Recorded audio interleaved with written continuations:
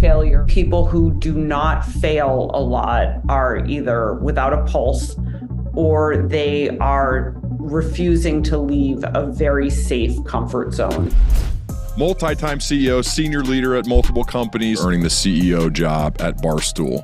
I knew just by taking the job that it would be polarizing. I'm a against the world type of person. So I'm very motivated by being slighted or being dismissed. What were some of those early ideas that you brought to the table that helped the company grow from 12 million bucks to 550 million? It was following the talent who were following audience. What would you say was the best and worst parts about working with Dave? Dave knows what he doesn't know and is not afraid to say, I don't know. You don't find a lot of work ethic like Dave Portnoy. One of the things that I think is very underrated in work is caring, but actually caring goes so far.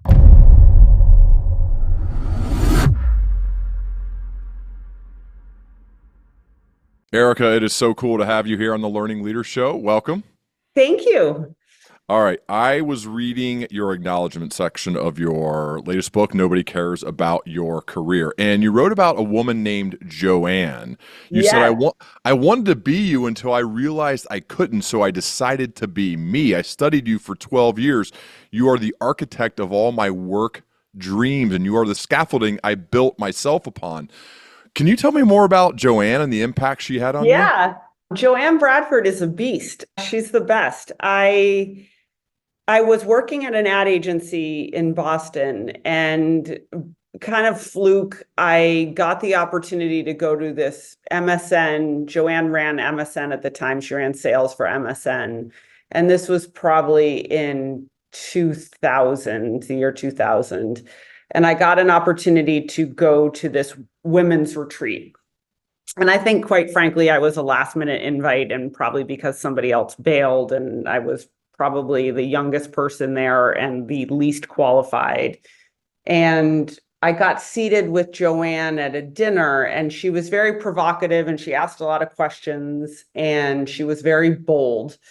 And I knew in that moment that I wanted to work for Joanne. And I took a job at Microsoft probably 6 months later, and then followed Joanne across 4 different companies over 12 years. And what I really loved about Joanne was she was a very powerful woman, a very powerful person in a time that there were not many powerful women.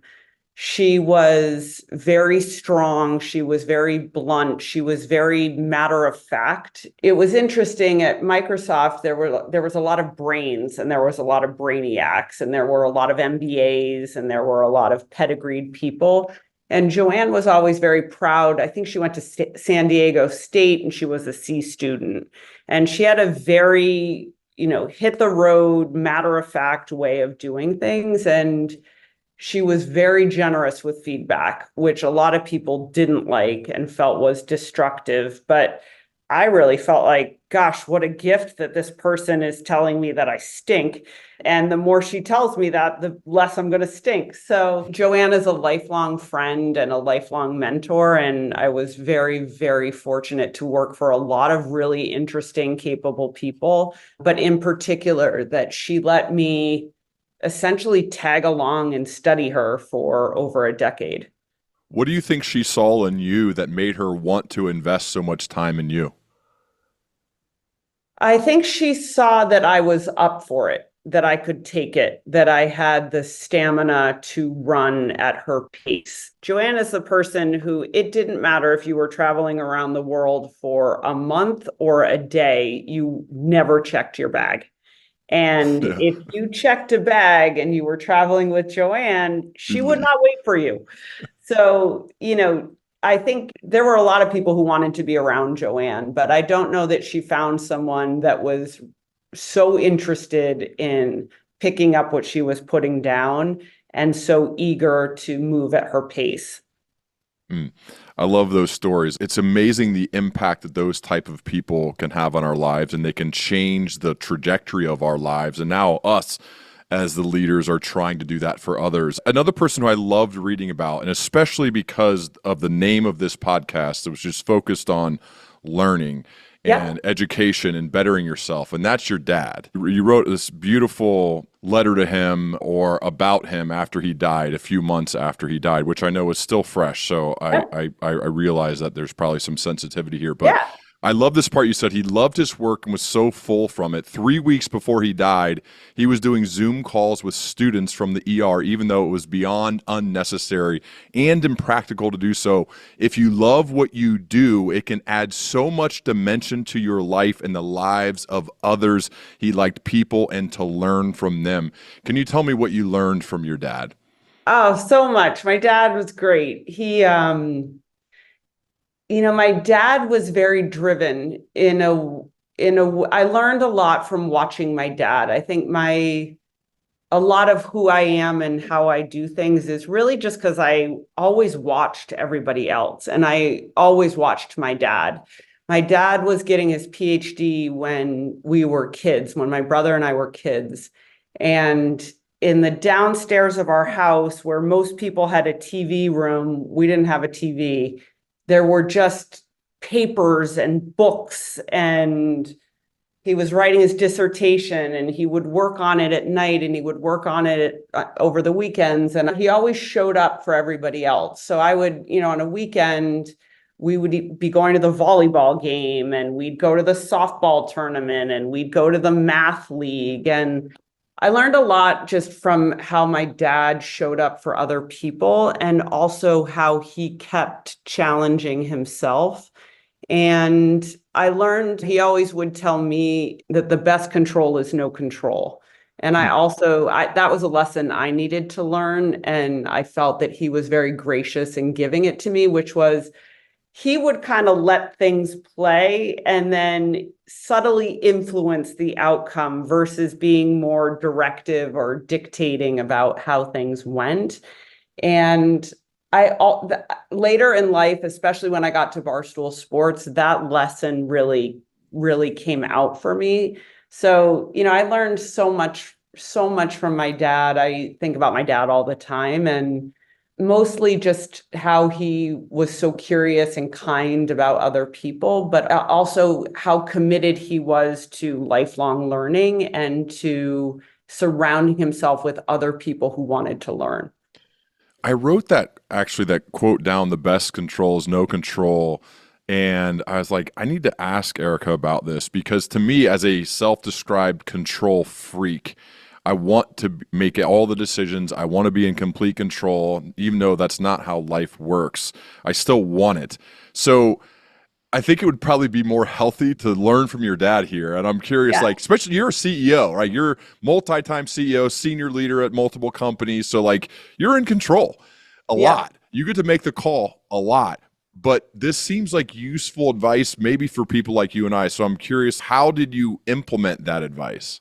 Yeah, it's hard because your instinct here is like, I want Yeah. this done my way. I want this done now. I want this done the way I want it done. And I had to learn I found early in my career that I was exhausting myself because I wanted it done a certain way and I wanted it done on my timeline. And I found that I was exhausting myself and frustrating myself. I was finding, quite honestly, that I would get very depleted in a job within a year. Mm. And I think partly it was that desire for control. And so over time, I really worked on it myself, to be honest, which is like, okay, like let people do their thing, let people do it their own way, and still hold people accountable to, hey, on this date, I want to see the thing. But don't be so maniacal. Don't be so micromanaging about how people get there. And to change and channel your energy into briefing people on a vision, like here's what you want to achieve, or here's what we want to achieve, here's what I'm looking for, here's a couple ideas of how you might tackle it. And then to say, come back to me in a week, come back to me in a month, come back to me in a day with what you think that looks like. And I found that more rewarding, to be honest with you. And I think this is in part where my dad got it, which my dad was a teacher. So he was very used to imparting knowledge or giving a direction. But then you got to let people toil through it. You got to let them arrive at it at their own time and in their own way. And I was a very non-traditional learner, and he did that with me. And what I realized is the more that I could apply that to work, the better off I would be, but also the better off the people around me would be. Erika, I love that. And I love learning about how people earn big roles. And I remember reading about this when it happened, but you earned the role. You built up an amazing career prior to earning the CEO job at Barstool. Mhm. But now you're going for this job to be the CEO. And I loved reading about how badly you wanted it. And that's why Mr. Chernin, it sounds like, ultimately picked you. But there were 74 male candidates that were also going for this role that I guess were in some way, shape, or form a part of the process. And the Chernin Group and Dave Portnoy, they and others, they said it was you. Could you take me inside the interview process to become the CEO of Barstool, the highs and lows, some of the Yeah, maybe the funny things about it? But I'm yeah. fascinated by the process of people earning big jobs. I love that you ask about it. Pivoting your question a little bit, when I was right after college, I wanted to work for Converse in Boston. And I applied to Converse, I think 45 times. But I mailed in the resume, I filled out the form, I like did the requisite stuff, but I never did anything special. I never showed up at Converse. I never built a sneaker. I never made a portfolio. I didn't do anything special to get the job. I didn't network, I didn't call people, I didn't do anything creative. And if you had asked me at the time, why did I want the job at Converse? I would have said, because working at Converse is cool. I didn't really even have a good reason for the job. And when I've really had two jobs in my life that I desperately wanted. One was I wanted to be a digital marketing coordinator for a third of the pay I was making when I was at Fidelity. And the second one was Barstool Sports. And I remember when I heard about Barstool Sports from the Chernin Group, I was so jealous. I had anxiety. I got sweaty. I was jealous. I was like, they're going to find someone else, a white guy with a vest and a button down who has an MBA and works for Activision. Like I knew exactly who they were looking for. And I knew because I followed Barstool and I read Barstool, I was like, that's not gonna work. And I really worked hard to get the meeting with Dave. I stalked a friend of mine to introduce me to Dave, introduce me to Dave, introduce me to Dave, please introduce me to Dave. And finally, she made it happen. And I felt like it was an eternity. I'm sorry to swear, but I bugged the shit out of this lady to get me the interview. And I met Dave in a coffee shop with this person, and we hit it off, and we had a huge conversation about the vision and the history of Barstool and what it could be. I was already hooked, but I was really hooked in that moment. And, the interview process was a little bit awkward, quite honestly, because they had been through so many candidates.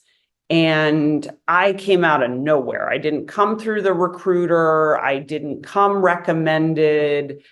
And I came ultimately through Dave. Dave went back to the recruiter and went back to the Chernin Group and said, hey, what about this person?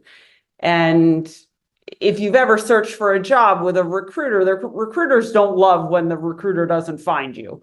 And so it was kind of a little bit of an awkward process, but I studied hard for it. I showed up with ideas. I showed up with perspective and questions. And mostly I listened, and I wrote big emails after every interview I had about what I had learned from the people I had met and what I thought about it and where I thought we could take it. And I really feel like since that first interview I had with Dave, I was working for Barstool. So in that case, there's a little luck involved too. The follow-up is big though, showing that you're a good listener, showing that you're a learner, showing that you had ideas and you were willing to state them. What you said I wrote big emails. Like what were in some of those emails? Who did you send them to? Because I think this could be helpful for a lot of people when they're going for a job they really want. Yeah, I think, for me, I wrote a very heartfelt note to Dave. I wrote a very heartfelt note to Big Cat and KFC and K Marco, like the people hit Dave's original crew who I met with. I treated them with respect. I thanked them for giving me the benefit of their time. I shared why I loved what they created, why they made me laugh. Like I didn't talk like a business person or, I'm going to increase the EBITDA by blah, blah, blah. I talked about what they loved, which was really entertaining people. And I talked about how that affected me. I talked about the t-shirts I bought. I talked about, how I felt about Deflategate. So I think one, I'm a little bit of a stickler for thank you notes. Like if I interview someone, I always check my inbox like 2 days later and search for the person's name and did they send a thank you note or not. If someone doesn't send a thank you note, I won't even consider them for the job, which is harsh, but it's if they care, you can fire off a 4-line email saying thank you. I think if you really are moved by something, one of the things that I think is very underrated in work is caring. And I know it sounds stupid, but actually caring goes so far. And if you care enough to get a job, then show you care. Don't be a psycho about it. You don't want to drool all over yourself and trip all over yourself, but do be convincing and convicted about why you love what this company does and how you could play some small and be humble, some small part in taking it to a new place. What was it like right after you got hired? People, was it Deadspin or others calling you the token CEO, things like that? What was that like? Yeah, I mean, I think when I when I took the job at Barstool, people really didn't think I should take it. It was a very good lesson. It was a good lesson in resilience because I knew just by taking the job that it would be polarizing. And I didn't think it should be polarizing. I didn't really agree with it, but it really didn't matter what I thought. That's how people felt about it. I got removed from 2 boards. It was very alienating. I was alone. But it actually was quite beneficial for me because what I realized was that nobody's coming to help me and we need to do this ourselves. And it made me very focused inward inside of Barstool Sports versus outward.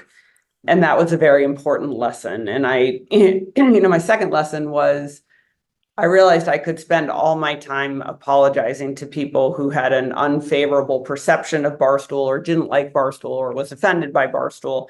And what I realized was that was a fool's errand because every breath and minute that I was spending on capitulating to someone else was a minute that I was spending not building this company. And I think that's a good lesson for people. That's a good lesson for me personally in my life. And then 3 is, people called me every name in the book. The token CEO was very widely said, which was that the only reason I was at Barstool Sports was because I wore a skirt and I was supposed to wash them and make them look good. And the reality is, that pissed me off. But then when we grew the company thousands and thousands and thousands of percentages over 8 years, I was like, you can call me whatever you want. The success is what it is. That brings up motivation. There's like different forms of motivation, things that inspire us as well. How much are you driven by doubters and people who don't think you can do it versus how much are you driven by the people who love you, the people who support you? And I'm curious about that mix in your life. Oh, Barstool made a great t-shirt that's essentially New England against the world. And Yeah. then, it was Philadelphia against the world. I'm a against the world type of person. So I'm very motivated by being slighted or being dismissed or being underrated. I love working with people and I love seeing the change that you can create in an organization and the impact you can have on people on a personal level and on a professional level. But I'm really in the they hate us because they ain't us department, which is a good Barstool slogan. And I think it's important where, I think you can't you can't drive all over the road, and it's probably best to stay somewhere in the middle, which is if you're so wedded on the attaboys and the accolades, it motivates some bad behavior. I think it creates a desire for superficial recognition versus substance. If you're so motivated to, turn down the haters and to defeat your naysayers, you can become spiteful and vindictive, and then you look just like the people who are spewing negativity at you. So I try to be a little bit healthy in the middle, or as much as I can, but I really believe that it's up to you. And this is why the book is called Nobody Cares About Your Career, which is you should do what makes you happy. You should push your career and your jobs and your limits as far as you humanly can. And you should stop being so dependent on other people to validate your success or to, put the nail in your failure. You're going to succeed, you're going to fail. At Barstool, we succeeded and failed. I succeeded and failed at every job before that. I continue to succeed and fail. And that's just part of living, and that's part of work. One of the sections in the book you write about is basically you are going to succeed when your boss does. And so your job for all of us building careers is to do whatever we can to help your boss do well, to help them succeed, to make their life better and easier, solve their problems. What advice do you give the people who have a boss and they don't fully yet this is definitely me for chunks of my career, and I didn't realize like how a big part of my job was to make their life better, was to serve them in a way. What advice do you give to people, and maybe you draw from the book, of how they need to understand their role is to help their boss? Yeah, I think, I write about this in the book, which is the dumbest person at your company is the company that is the person who doesn't know what your company is paying you to do. And yes. One thing that happens a lot at work is you get distracted by the mundane and the minutia of the Mondays and the Wednesdays and the conference calls and the deliverables and the Excel spreadsheets and blah, blah, blah, blah, blah, that you forget what you are there to do. And I also think there's a little bit of resentment. Having a boss sucks, right? Who wants a boss? Like, I don't want a boss. Like, I get not wanting a boss, but I think people also forget the better you make your boss look, even if you think your boss is an all-time idiot, the better you're going to do. And that the work you do and the time you spend doing things that ultimately serve your boss, it's really a Trojan horse, because doing those things serve you. Mm-hmm. And what I write about a lot in the book is, look, there's all different types of bosses. There's the absent boss. There's a micromanaging boss. There's the friend boss. There's a toxic boss. There's all different types of bosses. And what I write a lot about is, how do you navigate each type of boss? What is the benefit of each and the pitfall of each? And I think a lot of times people become victim to the persona or the archetype of their boss. My boss is absent. I can't be successful because my boss doesn't care about what I do and who I am and what I achieve every day. In my opinion, and the book is really my opinion about work, is what a great luxury to have an absent boss. It gives you more latitude. You can do more things. You can take more ownership. You can learn faster. You don't have anyone like nipping at your heels or biting at your neck. What an opportunity to take this time to self-educate and to self-propel. Same with a micromanaging boss. I hate a micromanaging boss personally. Micromanagers make me absolutely crazy, but a micromanaging boss can teach you precision. And while you don't want to work for a micromanager forever, early in your career, being micromanaged and learning how to do things a certain way and with excellence is a pretty good skill. So it's all to me how you look at it. I really like the fact that you write a lot about taking ownership of your career, take ownership of your development, take ownership over the decisions you make. And I think one of the issues at times is somebody complaining like, well, my company doesn't invest in my development, or there aren't any upward trajectory. That's a big thing on employee opinion surveys that people complain about, as opposed to saying, no, this is my career. Yes. I am in charge of my development. I'm in charge of interviewing for my next job every day, which was advice given to me by my mentor, Rex Caswell. Hey, you're interviewing for your next job every single day. Act like it. And don't wait to the interview process. It's too late. The job's already been decided at that point. You're interviewing for it right now. And I think it taught me early on, take ownership of your career as opposed to saying, well, my company doesn't do it for me. No, you need to do it for yourself. And I feel like that is your, like the entire synopsis of you and what you've done and certainly what you've written about as well. Yeah, I'm with you 1,000%.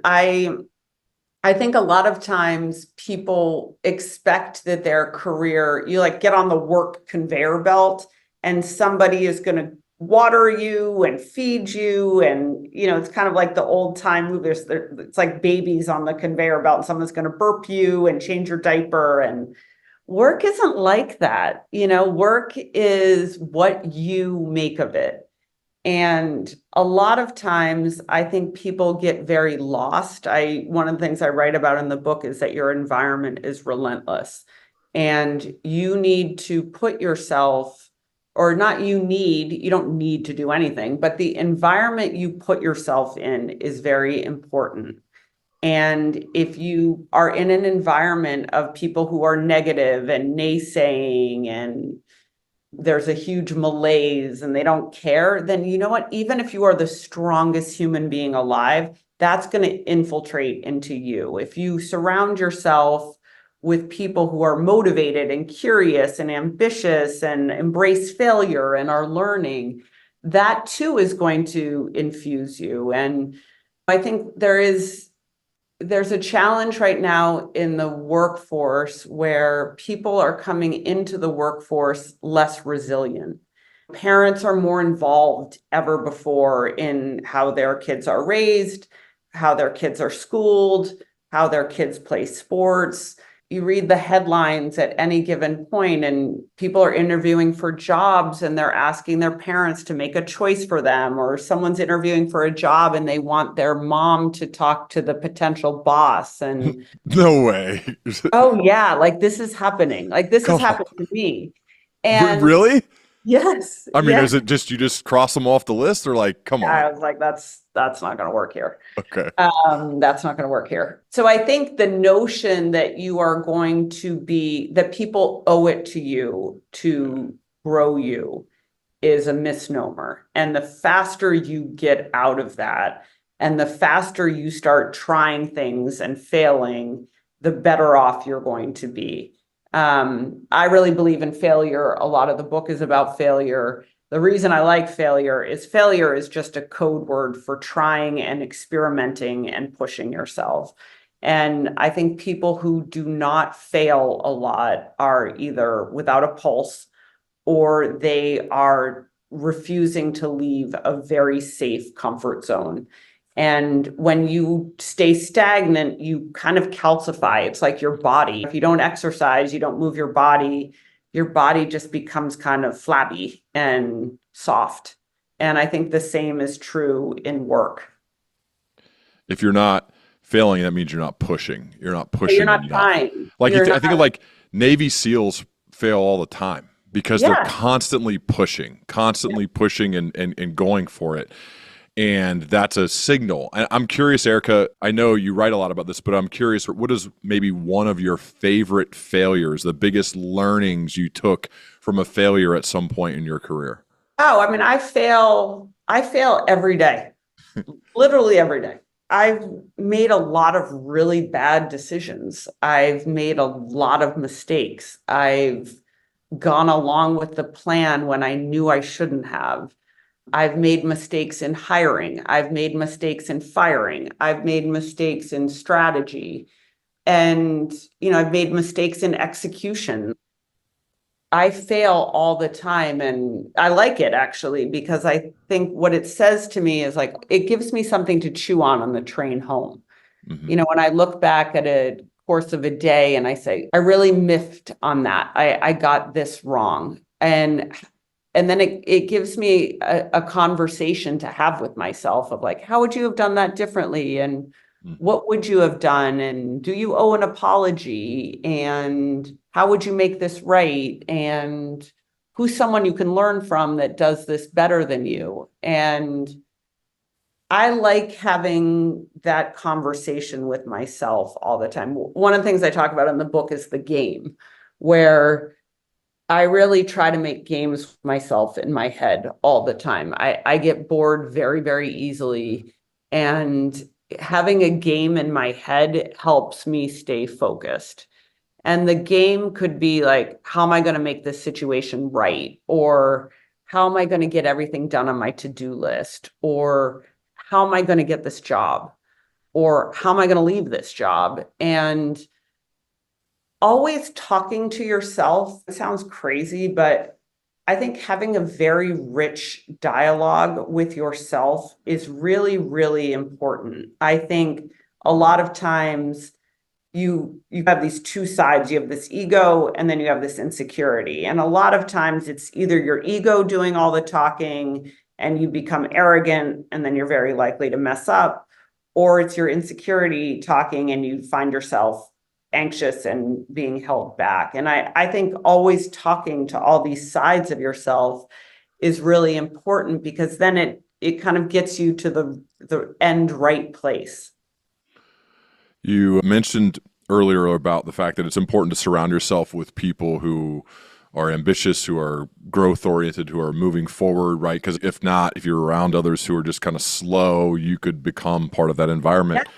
And we talked about one of your mentors, Joanne, to start this conversation. I'm curious to learn more about this idea of mentorship and how you've intentionally went out and found them, how you attracted them to you, because it takes two to be in a relationship. And I think this is a question I get asked a lot. Like, I want and need more mentorship. How do I go about doing it? It's just like that Charlie Munger advice of how to get a great wife. Someone asked him, how do you get a great wife? He's like, deserve one, right? So be the person, be the type of person that someone wants to mentor. But I'm curious, what have you done to be so good at both being mentored by others and you now as the mentor for others? Yeah, I really believe you can learn from everybody. And I think you can learn from the lowest person on the totem pole and the highest person. I am allergic to people who only manage up. I find it very, very unbecoming. And in a lot of ways, I think sometimes when people want mentors, they're just trying to suck up or look up. And I think you can be mentored by all different types of people. My first job, my first internship slash job was as a receptionist at Fidelity Investments. And I was very bored. I stared at the door and I let people in the door. And the only people who would talk to me were the secretaries. So I was like, all right, to your Charlie Munger analogy, I'm going to do whatever the secretaries need. I'll get the coffee, I'll file the cabinets, I will clean the desks, I'll organize the bathroom, whatever. There was no job that I would not do. And finally, I ingratiated myself to the secretaries, which then enabled me to ingratiate myself to the next group of people and the next group of people. So to me is you have to create value for other people to get benefit and knowledge in return. And the second piece is mentorship is kind of like a job where you may want this lofty, perfect dream job, but you have this like, okay job. And it's all the little jobs, it's all the little learnings, it's all the mentors along the way that get you to a new, bigger, better place. And I think a lot of times people look for mentors who are very lauded or very removed, and there are mentors all around everybody. There's something to learn from everyone. I really believe that you should watch and listen to people. I watch everyone. I learn from people who work for me. Learn from people who work for people who work for people who work for me. I learn from, speaking of Charlie Munger, like I watch every year I watch the Berkshire Hathaway conference. One, because I thought Charlie and, Buffett were just so funny and charming together. But the questions, you can learn from the questions, you learn from how they answer the questions, you learn from how two people at the top of their field perform, and more importantly, how they think and how they work with the people around them. Now, Warren Buffett wouldn't know me from a hole in the wall, wouldn't care. I don't even know if he would like me. I wouldn't say, but I can learn from him from watching a YouTube video. And I think that's the other piece, which is people want mentorship in a very specific way, shape, and form. And I think your aperture is too low. You should have a very wide view of, you can learn truly from anyone. And what a time to be alive where you can access anything on the internet. I also enjoy learning about partnerships. We're talking about Charlie Munger and Warren Buffett and one of the most epic partnerships of all time. I think yours and Dave Portnoy's is another one that I'm curious to learn more about. What would you say was the best and worst parts about working with Dave? I loved working with Dave. I don't actually think I'll ever like working with anyone the way I liked working with Dave. Dave was a once in a lifetime partner, truly once in a lifetime. I've frankly kind of resolved myself that I will never have that again, because if I think I look for it, I will be disappointed. I think that was a magic partnership. I think I appreciated him for who he was and what he was. I think he appreciated me for who I was and what I was. I think if you were to ask him, he would say, "Oh, Erika's in charge. She'll make the decision." If you were to ask me, I would say, "Oh, Dave's in charge. He'll make the decision." And we always kind of came to a great place together. And most of the time we were right. And when we weren't right, we were honest with one another and we corrected it. I don't think there was a worst part of working with Dave. The other, I really like Dave. Dave's very confident, and Dave knows what he doesn't know and is not afraid to say, "I don't know. I don't know." And a lot of times in business, I think the more senior you get and the more expertise you're supposed to have, or the more experience you have, you're supposed to know more answers. And I write a lot about this, which is sometimes being like, I don't know. I don't understand what you're saying, or I don't know what the right thing to do here is the most powerful thing of all that you can say. And I think Dave and I had a really, really great partnership because we were both entirely committed to something. We both knew what we didn't know and weren't afraid to ask for help from the other and from others.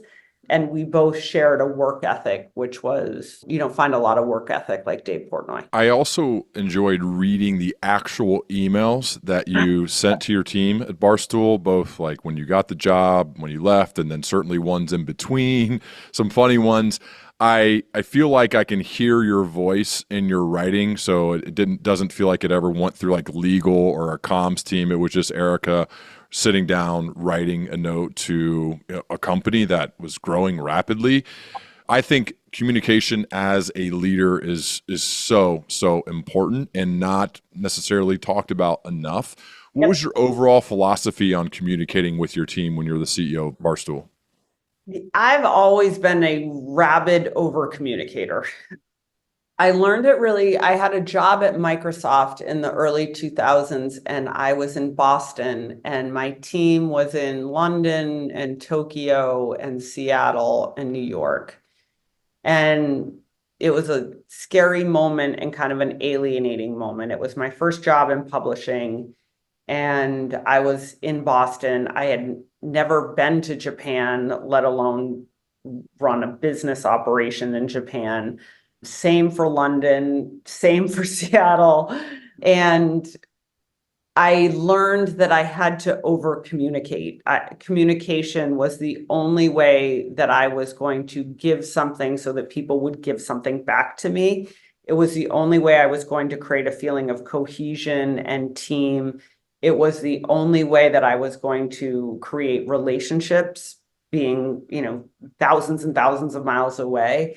And it was the only way that I was going to be able to motivate a disparate group of people in disparate countries with disparate agendas to marshal together to do something. So I really at Microsoft learned how to communicate. I would say that was a huge, painful journey for me, but it was a very valuable one. At Barstool, by the time I got to Barstool, it was funny, Barstool communicates on Twitter. So Barstool is also always communicating, and what's very unique about Barstool is what happened inside of Barstool very often ended up outside of Barstool. I think I'm with you. I think communication is so critical. I think people underestimate the power of, hey, here's what we're doing, or here's what we're struggling with, or here's where we failed. It's funny, I took a new job about a month ago, and we were debating, I want to have a Friday email from me to the company. And I would prefer a Friday email from the entire management team. And one of the things I wanted in the email was what we fell down on this week. Where did we fall short? Where did we fail? And I got a lot of pushback from the management team of like, why would we tell people where we failed? And I was like, because they already know, like they're seeing it as much as we're seeing it. We should acknowledge it and talk about it. And I think real honest communication is really important. I think that is one thing, I love that you love the emails. Like I loved writing the emails. I love email. I work now at a company that communicates in Google Docs, not email. And I'm finding myself like a little bit like, I don't know how to exist in that. But I think email can, when used the right way, can be a very powerful way to communicate. I think picking up the phone is not something people do anymore, and they should do way more of. I think in a world where most of work is remote and over Zoom, how you create connection and trust with people is entirely vested on how you communicate. And you've got to be an expert. If your company's communicating in Google Docs, you got to learn the Google Docs. If it's an email, you got to learn the email. If it's in Slack or text or Discord, whatever it is, you have to learn how to do that. And then you can't be afraid to pick up the phone. Speaking of having a senior leadership role, you have a new job now. So you've been in these senior leadership roles for a while. I'm curious, Erika, when you're making a hiring decision, let's say for a leader who's going to work for you, what are some of the must-haves in that person? I know they have to be specifically good at whatever the task is. Those are table stakes. Obviously, they got to be good at whatever that thing is. But beyond that, what are some of the must-haves for a leader to work with you? You have to have failed, and you have to be able to talk about how you failed. And not in the stupid, like, tell me one time about how you made a mistake at work. Like, you have to have shown a journey to me where you have tried things and you've learned from the trial and error. Curiosity, trial and error, those things are very important. Two, you have to have done enough research so that you can at least bullshit caring about the company. I don't like, I would see this a lot at Barstool Sports where people would be like, oh, I'm a huge fan of Barstool Sports. And I would say, well, what's your favorite podcast? And they'd be like, or they'd say, I love Pardon My Take. What do you love about Pardon My Take? And so you can't bullshit a bullshitter. You need to have done your homework. I write about this actually in the book, which is if you're going to work at a consumer-facing company, you have to test the product. If you can afford it, buy something. At the very least, sign up for somebody's emails, have an opinion on their emails. So you have to show enough initiative and curiosity to learn about the company. And then I think I think you have to be able to articulate what you could bring. it's a little risky, but I sometimes feel that you having a point of view in the interview process, I don't actually sometimes, all the time I feel that having a point of view in the interview process, and you can couch your point of view, which is, hey, I don't know nearly as much as you, I don't work at the company, blah, blah, blah. But having a point of view on how something should be done is also something that I feel strongly about. I like that last one a lot because it also shows some guts. Yep. You have a perspective. You've probably thought about it. Yep. And maybe you've even identified a potential problem and you've thought of a way to solve a problem, Yep. or you thought of an idea that could expand or grow the business. And that feels like what you did with Barstool, thinking about, I believe they were like $12 million company when you get there, and at the end sold to Penn Entertainment for $550 million. So 12 to 550. I'm curious, going back to the beginning, and you've said publicly that those were some of the most fun days, like the earlier days when you were scrappy and gritty prior to the sale for 550 million. What were some of those early ideas that you brought to the table that helped the company grow from 12 million bucks to 550 million? There were a lot. One, we hired really smart people. Exactly. We hired a lot of people. We grew from maybe 15 people to, at the peak, for over 400 people. So we Wow. hired a lot of talent. We went through a lot of talent. Two is in the early days, I needed to keep them busy. The busier the Barstool talent was, the less they got in trouble on the internet. So for me, it was very self-serving that, the more time they were on camera, the more time they were on a stream, the more time they were writing, the more time eventually we were podcasting, the better off we were, because then I had more assets to work with and I had more ability to monetize and I had more proof points of where and how we could grow. For me, it was following the talent who were following audience. Mm. And in the media business, that to me is the media business. It is a business of audience. It is the business of harnessing talent and IP to grow audiences and to serve the audiences you have, and to find and nurture and engage those audiences in all the places they may live. And I think that's really what set Barstool Sports apart, because when you look at most media companies, they say, I have a distribution format. I make this, I put it here, and I think people buy it. And I'm like, that's not how it works. Start from the other side. Who's reading this or watching this or talking about it or socializing it or chatting about it? And then how do you reverse engineer back into the quote unquote media company? And so we had the benefit of a bunch of things. The summer I got to Barstool Sports, Twitter bought Periscope and Facebook launched Facebook Live. That was a lucky break for us because it was cheap, it was easy to produce, and people talking was not that different than people writing on a blog. So I was able to make a transferable skill between blogging and then podcasting and then live streaming on social. And that was a game changer for Barstool because, one, it was the same cost basis, it was the same talent. We created a production format that was also low cost. When you look at most media companies, they start with someone in an office says, here's the show, and here's the producer, and here's the director, and here's the associate producer, and here's the PA, and here's the lighting guys, and here's the camera guys, and all the way down, and you cast the talent. And at Barstool, and this is really because Dave was so brilliant at this, we always started with the talent, and that's a Dave thing.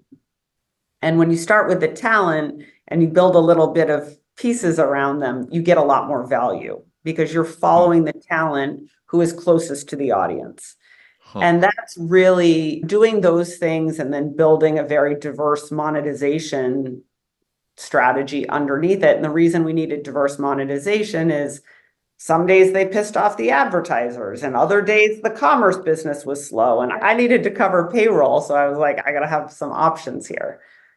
How do you judge and make the call on talent? Is this just a gut feel, or how do you know if someone's going to be good on a podcast or good on video prior to them actually doing it? You don't really. And, I give a lot of credit. There's a gentleman at Barstool named Paul Golzinski. He was Dave's first hire. He's incredible at finding talent. Dave is incredible at finding talent. We interviewed a lot of talent who you knew pretty immediately wasn't going to be great. And those were mostly people who were trained by traditional media. Mm. And one of the things about Barstool is it's all about the reaction, right? So we're in an era of opinion, and opinions happen after incidences. And I remember interviewing a talent with Dave, and he was a basketball person, I think. And Dave asked a question of like, all right, so the game ends at the Knicks game ends at 11:30. Are you jumping on Twitter? Are you going live on Facebook? What are you doing? And the guy was like, oh, well, my producer will tell me what to do. And we always knew immediately that those people wouldn't work. It was the person who had to say something about the Red Sox or had to say something about the Eagles that was going to be the most successful. I think that actually plays beyond the media world. Again, I personally like people who have a point of view and they're willing to say it. And I think Adam Grant may call them disagreeable givers within corporate America, maybe, where you have a point of view, hopefully backed. There's some emotion there, but there's also some factual backing, and you're willing to say it immediately. You're willing to say it in the meeting, in the actual room it's happening. Or in your case, like with media, you say it, you broadcast it on a social media website or whatever. The people who are making a difference, the people who are making a dent, they have a point of view and they're willing to say it, and they're wrong a good amount of the time. They're wrong, or people disagree with them. They're polarizing. Those are the ones who make a dent versus the ones who just play it safe and don't speak up.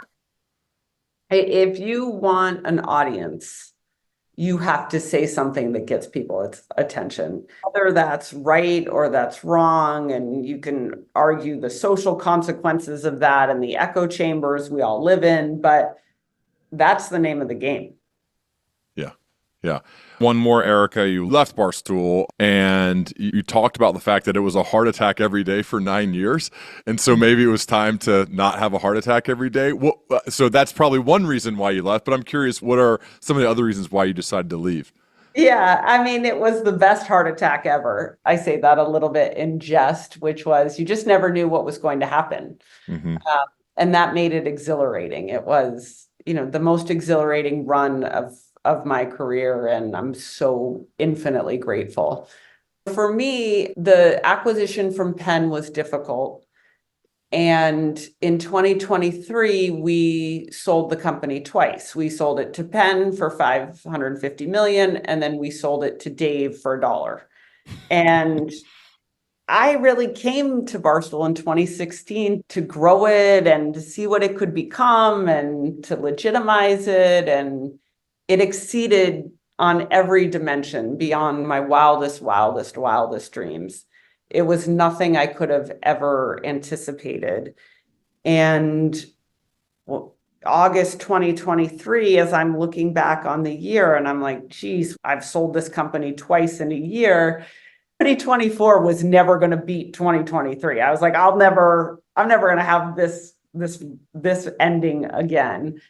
And I felt really good that Barstool was back with Dave. I felt like for me personally, I had come full circle. I had joined just as Dave had sold a majority stake. And I felt like, gosh, it's kind of the perfect circle of I'm going to leave as Dave gets it back and it's in its rightful home. And I was here for a time and I helped take it to a new place with a lot of really talented people. And it also got me thinking about, what next? What's the next mountain to climb? I think a lot of times in a career, people can choose to be complacent and choose to be happy with the status quo. And for me, a lot of people were like, geez, this has been a crazy 8 years. Why would you not just enjoy it now? Like, you made it. And I'm just not like that. I'm like, like, I don't want to stay too long. I want to be in a place where I'm still scaring myself. I want to do something that I haven't done before. I still have a lot of energy and feel young and want to do things. And I honestly felt like it would have been disrespectful to Barstool for me to stay when I wasn't needed. And what I felt really good about was, gosh, I was going to leave the company in a great place, was with the right owner.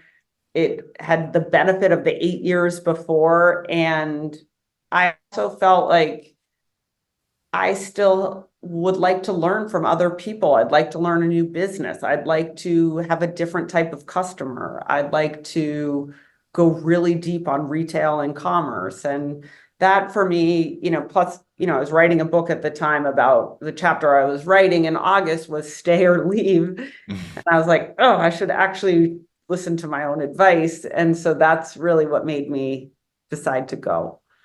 Always pushing, always pushing. Getting too comfortable is uncomfortable. We got to push. I love that. The book, which I highly recommend because it's very entertaining and there's just so much to learn, is called Nobody Cares About Your Career, Why Failure is Good, The Great Ones Play Hurt, and Other Hard Truths. Erika, this was so good. I appreciate you investing your time with me, and I would love to continue our dialogue as we both progress. Absolutely. Thank you so much for having me. I'm so grateful. Awesome. Thank you so much.